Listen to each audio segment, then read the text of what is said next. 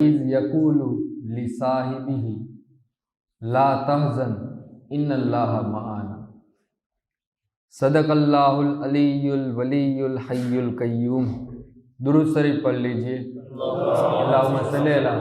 سیدنا نبینا مولانا محمد وعلی آل سیدنا نبینا مولانا محمد وصحبہ بارک وسلم۔ حضرات، آج ایک بہت ہی عظیم اور بہت ہی بلند ہستی جن کا دن ہے، اتنی بلند اور اتنی عظیم ہستی ہے کہ آپ پر ہمارا تصور اور خیال بھی ان کی بلندیوں کو نہیں چھو سکتا۔ ہم یہ فیصلہ نہیں کر سکتے کہ وہ کتنے بلند ہیں، کیونکہ آپ کا ہمارا خیال وہاں تک پہنچے گا ہی نہیں۔ اتنی بڑی اور عظیم ہستی، میری مراد تاجدار صداقت سیدنا صدیق اکبر رضی اللہ تعالیٰ۔ آپ سب سے پہلے اسلام لانے والی ہستی سیدنا صدیق اکبر۔ دوسری روایتیں بھی ہیں جن میں یہ ہے کہ مولا کائنات مولا علی رضی اللہ تعالیٰ نے سب سے پہلے اسلام لائے۔ ایک روایت میں کہ ماں خدیجہ وہ سب سے پہلے اسلام لائی۔ ایک روایت میں کہ حضرت زید وہ اسلام پہلے لائے سب سے پہلے۔ تو اس طریقے کی روایتیں کتابوں میں ملتی ہیں، لیکن اس سے پھر گھبرانا نہیں چاہیے، کیونکہ ایسی روایتیں جب بھی ملتی ہے وہ اس کے پیچھے کچھ نہ کچھ حکمتیں ہوتی ہیں۔ آج بہت سے ایسے لوگ جنہیں حدیث کا علم نہیں ہے، نہ انہوں نے بخاری شریف پڑھی، نہ مسلم شریف، نہ ترمذی شریف، نہ حدیث کی کوئی کتابیں پڑھی، ان کے سامنے جب دو طرح کی روایتیں آ جاتی ہے تو وہ پریشان ہو جاتے ہیں، اور جن کو پھر حدیث پاک سے اتنا پھر لگاؤ نہیں ہوتا اور طبیعت میں تھوڑی اس طرح کی بات ہوتی ہے کہ بیماری ہوتی ہے حدیث کا انکار کرنے کی، تو وہ پھر اس بات کو بہانہ بنا لیتے ہیں کہ دیکھو ایک حدیث میں کچھ الگ آیا ہے، دوسری حدیث میں کچھ الگ آیا ہے، اس کا مطلب ہے کہ حدیثوں کا کوئی اعتبار نہیں، معاذ اللہ۔ حالانکہ جب بھی کسی حدیث میں ایک بات بیان کی گئی ہو اور دوسری حدیث میں دوسری بات بیان کی گئی ہو، بظاہر تو آپ کو اور ہمیں ایک دوسرے کے خلاف نظر آتی ہے، لیکن وہ خلاف نہیں ہوتی، بلکہ اس کے پیچھے کچھ نہ کچھ حکمتیں ہوتی ہیں۔ اب یہ ایک الگ موضوع شروع ہو جائے گا، میں اس طرف نہیں جانا چاہتا، لیکن یہ جو روایتیں ہیں، ایک میں یہ ہے کہ مولا علی رضی اللہ تعالیٰ عنہ نے سب سے پہلے اسلام قبول کیا، ایک میں ماں خدیجہ کا آیا، ایک میں حضرت زید کا آیا، اور چوتھی روایت میں سیدنا صدیق اکبر رضی اللہ تعالیٰ عنہ کا آیا۔ تو علماء کرام نے پھر ان چاروں روایتوں کو سامنے رکھ کر کے پھر ان کے اندر سے حکمت نکالی، اور انہوں نے بیان کیا کہ دیکھو یہ چاروں روایتیں اپنی جگہ پر صحیح ہے۔ اس کا معنی یہ ہے کہ سیدنا علی رضی اللہ تعالیٰ عنہ اس وقت اسلام لائے جب آپ کی عمر چھوٹی تھی۔ اس کا مطلب یہ ہے کہ اس دور میں، صحابہ کے دور میں جنہوں نے بھی پہلے اسلام قبول کیا، ان میں بچوں میں سب سے پہلے اسلام قبول کرنے والی ہستی مولا کائنات مولا علی رضی اللہ تعالیٰ عنہ، اور عورتوں میں سب سے پہلے اسلام قبول کرنے والی ماں خدیجہ رضی اللہ تعالیٰ عنہا وہ ہے۔ اور غلاموں میں جتنے بھی اس دور میں کیا غلام بنائے جاتے تھے، آپ کو پتہ ہے حضرت بلال بھی غلام تھے اور بھی غلام تھے، تو غلاموں میں سب سے پہلے اسلام اگر کسی نے قبول کیا ہے تو حضرت زید بن ثابت رضی اللہ تعالیٰ عنہ نے کیا۔ اور مردوں میں جو ادھیڑ عمر کے لوگ ہیں، جو مرد ہیں، ان میں سب سے پہلے اسلام قبول کرنے والی ہستی سیدنا صدیق اکبر رضی اللہ تعالیٰ عنہ۔ تو یہ چاروں روایتیں اپنی جگہ صحیح ہیں۔ تو سب سے پہلے مردوں میں اگر کسی نے اسلام قبول کیا ہے تو سیدنا صدیق اکبر رضی اللہ تعالیٰ عنہ۔ اور کس طریقے سے اسلام قبول کیا؟ تو اسد الغابہ ایک کتاب، معتبر کتاب ہے جس میں صحابہ کرام کے حالات بیان کیے گئے ہیں، بڑی معتبر کتاب ہے، اس کی روایت بیان کر رہا ہوں۔ تو اس کتاب میں یہ لکھا ہوا ہے کہ جب آقا علیہ السلام نے اعلان نبوت فرمایا، آپ کی 40 سال کی عمر ہوئی، اس وقت آپ نے اعلان نبوت فرمایا۔ حالانکہ آپ نبی تو پہلے سے ہی تھے، حدیث پاک میں آتا ہے کہ سب سے پہلے اللہ تبارک و تعالیٰ نے اگر کسی چیز کو پیدا کیا ہے تو آقا علیہ السلام کو نور کو پیدا فرمایا ہے۔ اور آقا علیہ السلام اس وقت بھی نبی تھے، کیونکہ ایک صحابی نے آ کر آقا علیہ السلام سے پوچھا کہ یا رسول اللہ صلی اللہ تعالیٰ علیہ وسلم آپ نبی کب بنے؟ تو آقا علیہ السلام نے فرمایا میں اس وقت بھی نبی تھا جب آدم علیہ السلام کا بھی پتلا تیار کیا گیا تھا، آپ کے پتلے میں ابھی روح بھی نہیں ڈالی گئی تھی، اس وقت بھی میں نبی تھا۔ تو نبی ہونا الگ بات ہے اور نبوت کا اعلان کرنا الگ بات ہے۔ تو آقا علیہ السلام نبی تو پہلے سے ہی تھے، جب آدم علیہ السلام کا بھی پتلا بھی تیار نہیں ہوا تھا اس وقت بھی آقا علیہ السلام نبی تھے، لیکن آقا علیہ السلام نے 40 سال کے بعد، آپ کی عمر مبارک جب 40 سال ہوئی اس کے بعد آپ نے اعلان نبوت فرمایا، یعنی اپنی نبوت کو ظاہر فرمایا، لوگوں کو بتایا کہ میں نبی ہوں۔ تو جب آقا علیہ السلام نے اعلان نبوت فرمایا اس وقت سیدنا صدیق اکبر رضی اللہ تعالیٰ عنہ مکہ شریف میں نہیں تھے، بلکہ آپ یمن گئے ہوئے تھے، ویپار کے لیے، تجارت کے لیے آپ یمن گئے ہوئے تھے۔ اور اس طرف جب آپ نکلے تھے مکہ شریف سے تب حالات کچھ اور تھے،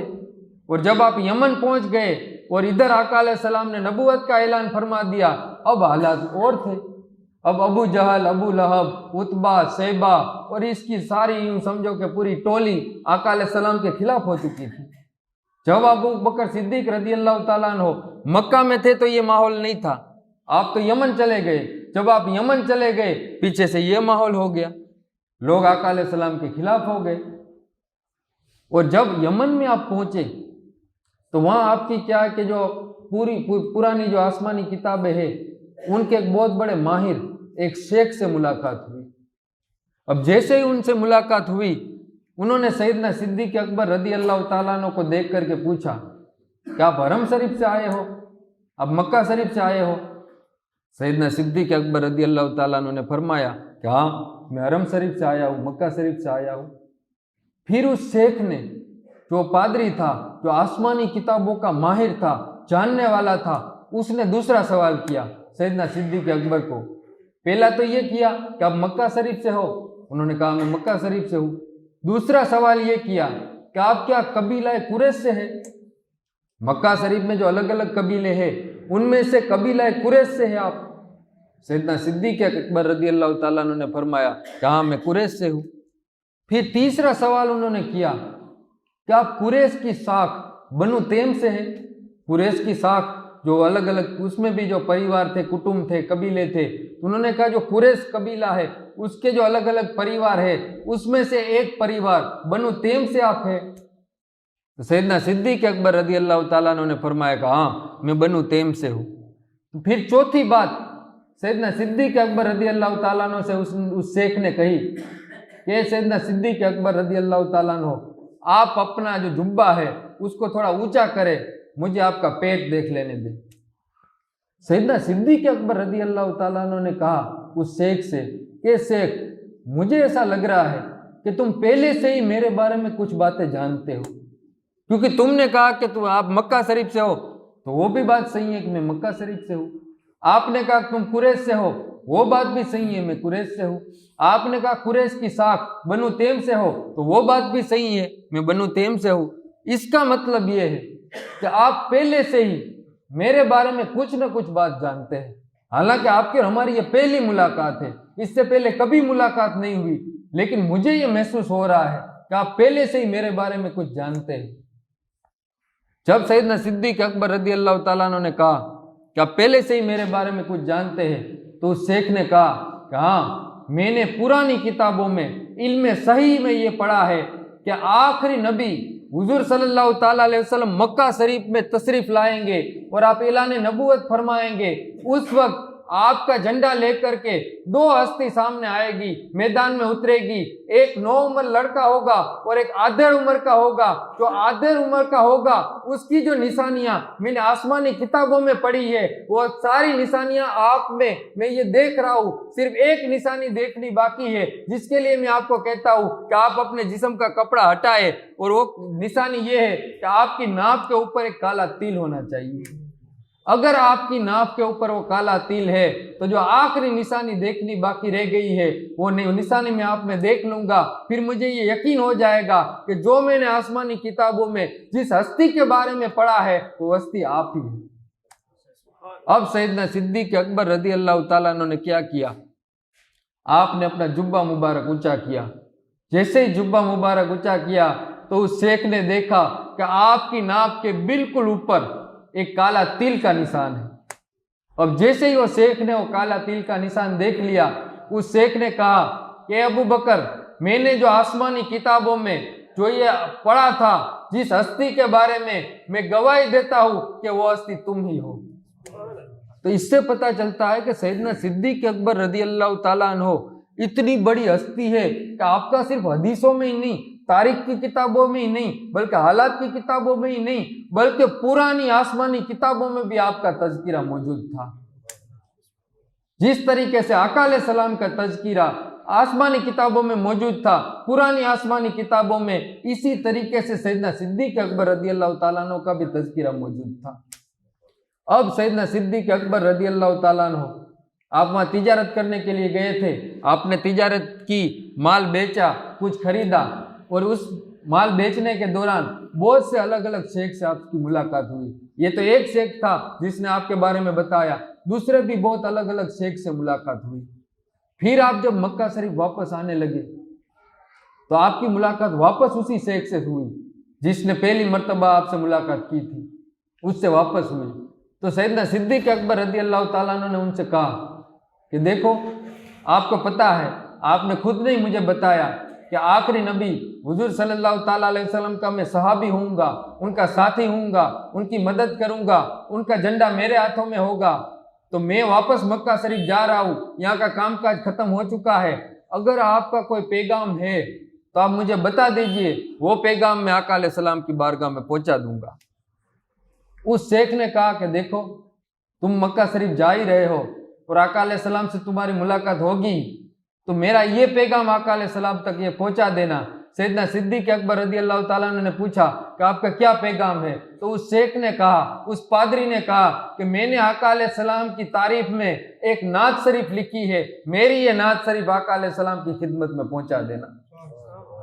یہ جو آپ اور ہم نعت شریف پڑھتے ہیں نا آقا علیہ السلام کی محبت میں، یہ بڑا پرانا طریقہ ہے۔ ایسا نہیں ہے کہ صرف اعلیٰ حضرت نے یہ نعت شریف لکھی، نہیں، بلکہ یہ بہت پرانا طریقہ ہے۔ بلکہ حدیثوں میں تو یہاں تک آتا ہے کہ آقا علیہ السلام کی خدمت میں بھی ایک صحابی رسول حضرت حسان، وہ بھی آقا علیہ السلام کی خدمت میں نعت شریف پیش کیا کرتے تھے۔ تو یہ بڑا پرانا طریقہ ہے، ہمارا سنیوں کا جو بھی طریقہ ہے بڑا پرانا ہے۔ تو بات یہ کر رہا تھا کہ اس شیخ نے کیا ہے کہ نعت شریف دی۔ پھر ابو بکر صدیق رضی اللہ تعالیٰ عنہ نے وہ وصول کی اور اب مکہ شریف کے لیے روانہ ہو گئے۔ اب جب مکہ شریف آپ پہنچنے کی تیاری میں تھے تو مکہ کے باہر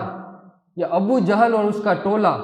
سیدنا صدیق اکبر رضی اللہ تعالیٰ عنہ کا انتظار میں تھا کہ کب سیدنا صدیق اکبر آئے تو ہم ان کو یہ بات بتائے کہ دیکھو، تمہارے دوست، تمہارے ساتھی آقا علیہ السلام نے نبوت کا اعلان کر دیا ہے۔ یہ لوگ کیا گھوم رہے تھے، سیدنا صدیق اکبر رضی اللہ تعالیٰ عنہ کا انتظار کر رہے تھے۔ آج تو کیا ہے کہ لوگ فون کر کے بھی پوچھ لیتے ہیں کہ بھائی آپ کب آؤ گے، اس دور میں فون وغیرہ تو تھے نہیں، اسی لیے لوگ کیا ہے کہ مکہ شریف کے باہر چکر لگاتے کہ سیدنا صدیق اکبر رضی اللہ تعالیٰ عنہ آ جائے تو ہم ان سے بات کریں۔ اب ہوا ایسا کہ سیدنا صدیق اکبر رضی اللہ تعالیٰ عنہ مکہ شریف پہنچنے کی تیاری میں ہی تھے، مکہ شریف سے بھی تھوڑا دور ہی تھے، اتنے میں ابو جہل اور ان کے ٹولے نے سیدنا صدیق اکبر رضی اللہ تعالیٰ عنہ کو دیکھ لیا۔ اب دوڑے دوڑے گئے سیدنا صدیق اکبر کے پاس، اور ابو جہل نے کہا سیدنا صدیق اکبر رضی اللہ تعالیٰ عنہ سے کہ تمہیں پتہ ہے کہ مکہ کے حالات کیا ہے؟ انہوں نے کہا کیا بات ہے؟ حالانکہ انہوں نے سن لیا تھا وہاں یمن میں، کچھ نہ کچھ اندازہ تو ہو چکا تھا، لیکن پھر بھی آپ نے پوچھا کہ کیا بات ہے؟ انہوں نے کہا کہ ابو طالب کے یتیم بھتیجے نے محمد صلی اللہ تعالیٰ علیہ وسلم نے اعلان نبوت فرما دیا ہے، بھلا بتاؤ تو صحیح، ایک یتیم بچہ اللہ کا نبی کیسے ہو سکتا ہے؟ ابو جہل نے سیدنا صدیق اکبر رضی اللہ تعالیٰ عنہ کو اپنی ٹولی میں شامل کرنے کے لیے پہلے یہ بات بھی کہی کہ اب دیکھو یہ ماحول بن چکا ہے، اور پھر ایک اعتراض بھی خود ہی کر دیا کہ بھلا بتاؤ تو صحیح کہ ایک یتیم بچہ اللہ کا نبی کیسے ہو سکتا ہے؟ اب ابو بکر تمہیں فیصلہ کرنا ہے، ہم تیرے انتظار میں ہیں، اب ہم دیکھتے تو کیا فیصلہ کرتا ہے، کیا یتیم بچہ اللہ کا نبی ہو سکتا ہے؟ اب ابو بکر صدیق رضی اللہ تعالیٰ عنہ نے کہا کہ میں تب تک تمہیں کچھ نہیں بتاؤں گا، کچھ فیصلہ نہیں سناؤں گا جب تک میں میرے آقا کی خدمت میں جا کر ان سے بات نہ کر لوں۔ انہوں نے کہا ٹھیک ہے کوئی بات نہیں، بات کرو جا کر کے۔ اب سیدنا صدیق اکبر رضی اللہ تعالیٰ عنہ آقا علیہ السلام کی خدمت میں آئے۔ ماں خدیجۃ الکبریٰ رضی اللہ تعالیٰ عنہ کے گھر میں آقا علیہ السلام موجود تھے۔ آپ اس گھر کی طرف آئے اور وہاں پہنچ کر کے آقا علیہ السلام کو بلایا۔ اب آقا علیہ السلام نے دروازہ کھولا اور کھول کر کے آپ باہر تشریف لائے۔ اب آقا علیہ السلام جس سے ہی باہر تشریف لائے تو سیدنا صدیق اکبر رضی اللہ تعالیٰ عنہ نے پوچھا کہ یا رسول اللہ صلی اللہ تعالیٰ علیہ وسلم، میں نے آپ کے بارے میں جو بات سنی ہے اس بات کے بارے میں آپ کیا فرماتے ہیں؟ آپ کے بارے میں جو ابو جہل اور اس کی ٹولی نے جو مجھے بیان کیا اس کے بارے میں آپ کیا فرماتے ہیں؟ تو اس وقت آقا علیہ السلام نے فرمایا انی رسول اللہ الیکا و الی الناس جمیعا۔ آپ نے کیا فرمایا؟ یا ابا بکر انی رسول اللہ الیکا و الی الناس جمیعا، کہ ابو بکر میں اللہ کا رسول بنا کر بھیجا گیا ہوں تمہاری طرف اور تمام کائنات کے تمام لوگوں کی طرف۔ دیکھ لیا، آقا علیہ السلام نے پہلے دن ہی ابو بکر صدیق رضی اللہ تعالیٰ عنہ کو الگ کر کے بیان کیا، ورنہ آقا علیہ السلام یہ فرما دیتے انی رسول اللہ الیکا، اس کی جگہ یہ فرما دیتے کہ میں تمہاری طرف رسول بنا کر بھیجا ہوں اور لوگوں کی طرف رسول بنا کر بھیجا ہوں، اس کی بجائے صرف اتنا فرما دیتے کہ میں لوگوں کی طرف رسول بنا کر بھیجا گیا ہوں، تم بھی لوگوں میں سے آتے ہو اس لیے میں تمہارا بھی نبی ہوں۔ یہ نہیں فرمایا، بلکہ آقا علیہ السلام نے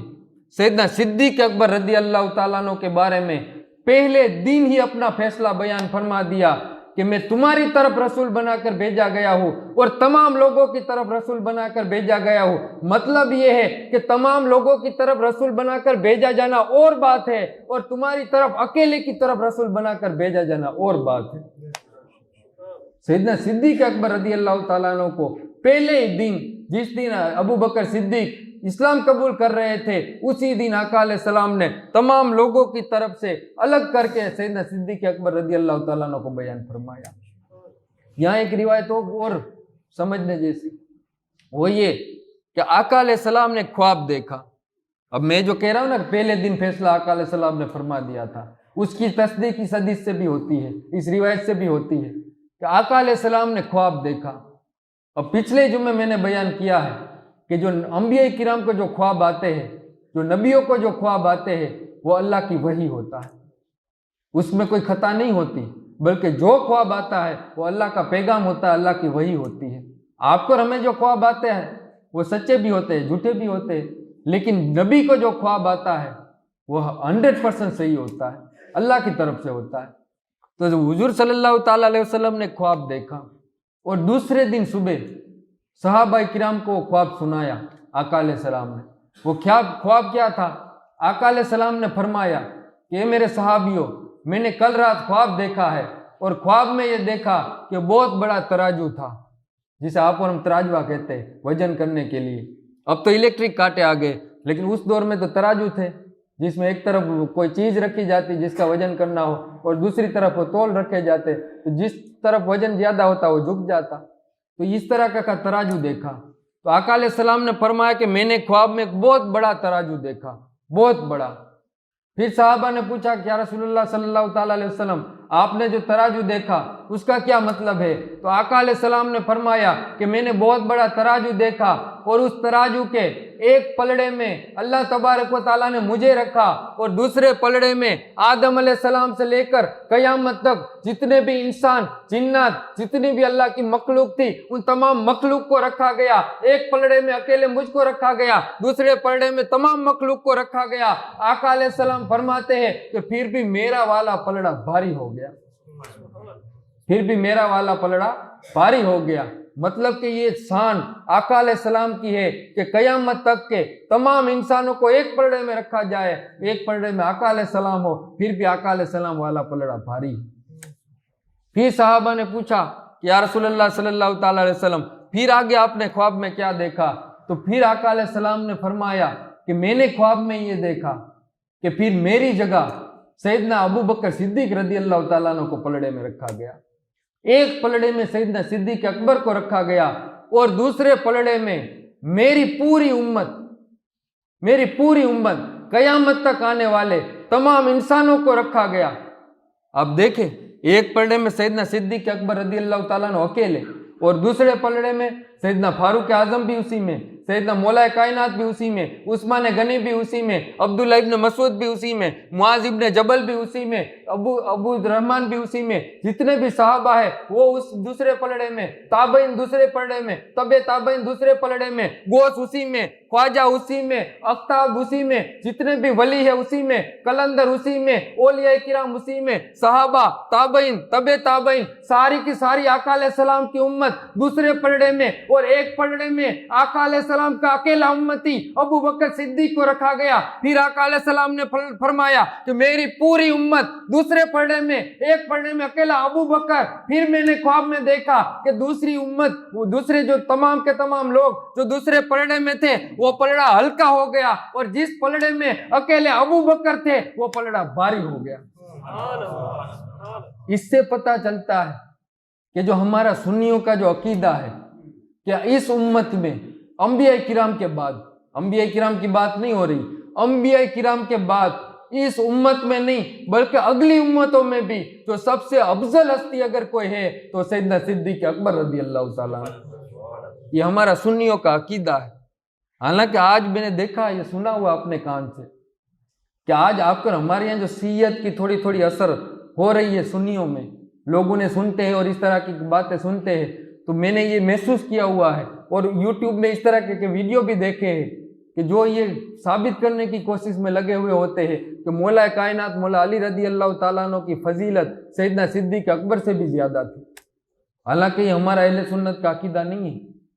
یہ ہمارا اہل سنت والجماعت کا عقیدہ کوئی آج کل کا عقیدہ نہیں ہے کہ اعلیٰ حضرت نے بیان کیا یا شاہ عبدالحق محدث دہلوی نے بیان کیا یا 100-200 سال سے کسی نے عقیدہ بنا لیا ہو، ایسی بات نہیں ہے، بلکہ صحابہ کرام کا بھی یہی عقیدہ تھا کہ اگر سب سے افضل ہستی اگر کوئی ہے تو سیدنا صدیق اکبر رضی اللہ تعالیٰ عنہ۔ اور یہی بات آپ کو بتاؤں کہ یہی بات جو آپ اور ہم کہتے ہیں کہ سیدنا صدیق اکبر سب سے افضل ہستی ہے، تو وہ حدیث بخاری شریف میں موجود ہے کہ مولا کائنات مولا علی رضی اللہ تعالیٰ عنہ سے پوچھا گیا کہ آپ فرمائیے کہ آقا علیہ السلام کی امت میں سب سے افضل ہستی کون سی ہے، تو مولا کائنات مولا علی رضی اللہ تعالیٰ عنہ نے جن کا نام سب سے پہلے لیا وہ سیدنا ابو بکر صدیق رضی اللہ تعالیٰ عنہ۔ اسی لیے امام ربانی مجدد الفسانی نے، ایک عقیدے کی بات ہے اسی لیے بیان کر کے اپنی بات کو مکمل کروں، امام ربانی مجدد الفسانی نے اپنے مکتوبات شریف میں فرمایا کہ جو بندہ ابو بکر صدیق رضی اللہ تعالیٰ عنہ پر کسی اور کو فضیلت دے، یعنی یہ کہے کہ ابو بکر صدیق نہیں، یہ آدمی افضل ہے، چاہے مولا کائنات مولا علی ہو، چاہے فاروق اعظم ہو یا اور کوئی ہستی ہو، تو امام ربانی مجدد الفسانی فرماتے ہیں کہ جو بندہ سیدنا صدیق اکبر رضی اللہ تعالیٰ عنہ کے اوپر کسی اور شخصیت کی فضیلت بیان کرے، امام ربانی فرماتے ہیں وہ اہل سنت سے خارج ہے، وہ اہل سنت ہے ہی نہیں۔ یہ شیعوں کا عقیدہ ہے، یہ دوسرے گمراہ فرقوں کا عقیدہ ہے۔ اہل سنت والجماعت کا عقیدہ وہی عقیدہ ہے جو حضرت علی کا عقیدہ ہے، جو حضرت علی نے بیان کیا کہ مجھ سے بھی افضل ابو بکر صدیق ہے، وہی عقیدہ ہمارا عقیدہ ہے، کیونکہ ہم علی والے ہیں۔ جو علی نے بیان کیا وہی ہمارا عقیدہ ہے۔ اللہ تبارک و تعالیٰ کی بارگاہ میں دعا ہے کہ اللہ تبارک و تعالیٰ ہمارے بولنے میں اور آپ کے سننے میں جو بھی غلطی ہوئی اپنے کرم سے معاف عطا فرمائے۔ اللہ تبارک و تعالیٰ ہمیں بھلائیوں کی توفیق عطا فرمائے۔ وما علینا الا البلاغ برحمتک یا ارحم الراحمین۔ آج سیدنا صدیق اکبر رضی اللہ تعالیٰ عنہ کے ایصال ثواب کے لیے اپنے گھر میں فاتحہ دلوائے اور ثواب دارین حاصل کریں۔